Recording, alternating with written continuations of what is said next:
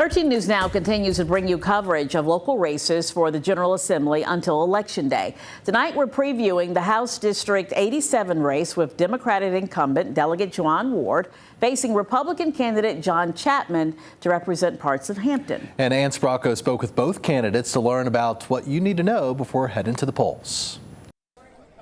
Democratic incumbent Delegate Jeoin Ward is looking to keep her seat in the House of Delegates to represent parts of Hampton in what is now District 87. Ward faces Republican candidate and Food Distribution and Transportation Supervisor John Chapman. Each candidate already has in mind which piece of legislation they'd like to pass first if they were to win the election. I'm going to file legislation to make sure that everyone is able to have paid sick leave time. That is so important to me, to many of my constituents, but also to the entire community. My wife and I were therapeutic foster parents.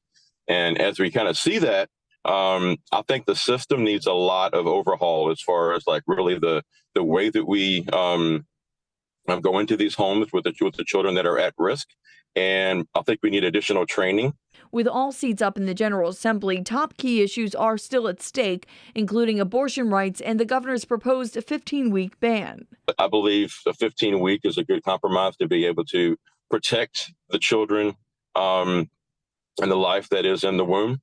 But at the same time, give opportunity for there's instances such as rape, such as incest, all these different things that are brought up quite frequently. I will not come between a woman and her health care provider. I don't care what it is. I am not a doctor. I'm not a health care provider, and neither are my colleagues in that General Assembly. So I will not come between them. Across Hampton and Newport News, the Virginia Department of Health recorded a significant rise in overdose death rates over the past few years. We asked the candidates how they would like to address this growing problem as voters head to the polls to make their decision. We have to make sure that everyone is looking at an individual's background before prescribing drugs. But then also we have to look at mental health.